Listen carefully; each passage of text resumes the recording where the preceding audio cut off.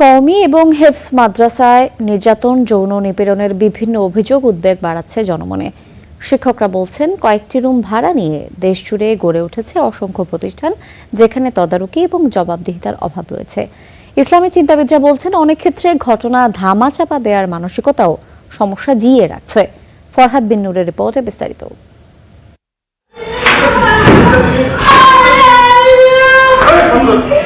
মাদ্রাসায় শিশু নির্যাতনের এমন ভিডিও মাঝে মধ্যেই ভাইরাল হয় সামাজিক যোগাযোগ মাধ্যমে।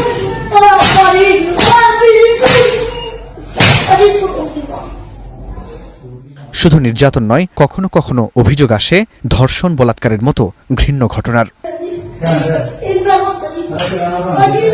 এই ঘটনার বড় একটি অংশ আবার হেফজ ও কওমি মাদ্রাসা কেন্দ্রিক। বাংলাদেশ কওমি মাদ্রাসা শিক্ষা বোর্ড বেফাকের তথ্যমতে দেশের 6টি বোর্ডের অধীনে অনুমোদিত কওমি মাদ্রাসা রয়েছে প্রায় 40,000। এর বাইরেও রয়েছে অসংখ্য অনুমোদনহীন প্রতিষ্ঠানও।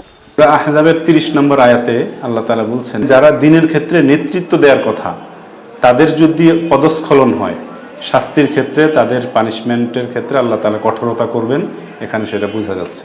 ইসলামী চিন্তাবিদরা বলছেন, অপরাধের পর অনেক ক্ষেত্রেই যথাযথ বিচার না হয় এসব ঘটনা থামছে না।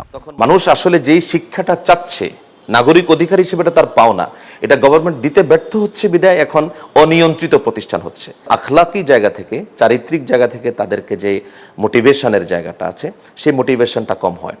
আবার শিক্ষার্থীদেরকে একান্ত একদম বদ্ধ জায়গায় আটকে রেখে যে পড়াশোনা করার যে ব্যবস্থাটা আছে, এখানে আমি মনে করি কিছুটা হলে সংস্কার আনা দরকার।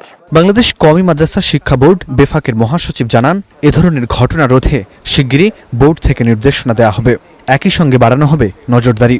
মাদ্রাসাগুলো কেমন হওয়া উচিত, তাদের থাকার ব্যবস্থাপনা, তাদের পরিচালনা ব্যবস্থাপনা, এগুলোর ব্যাপারে আমরা তাদেরকে নির্দেশনা দিচ্ছি। কওমি মাদ্রাসার অভিভাবক প্রতিষ্ঠান হিসাবে বেফাকুল মাদারিস এবং আল হায়াতুল আলিয়া বিষয়গুলো নিয়ে আমরা গভীরভাবে চিন্তা করছি এবং আমাদের পদক্ষেপ আছে এবং আরও কি পদক্ষেপ নেওয়া যায় সেটা আমরা দ্রুত ইনশাআল্লাহ ব্যবস্থা নেওয়ার জন্য চিন্তা করছি। আবাসিক শিক্ষা প্রতিষ্ঠানে সরকারের নজরদারি বাড়ানোর কথা বলছেন ইসলামী চিন্তাবিদরা। ফরহাদ বিন নূর, স্টার নিউজ, ঢাকা।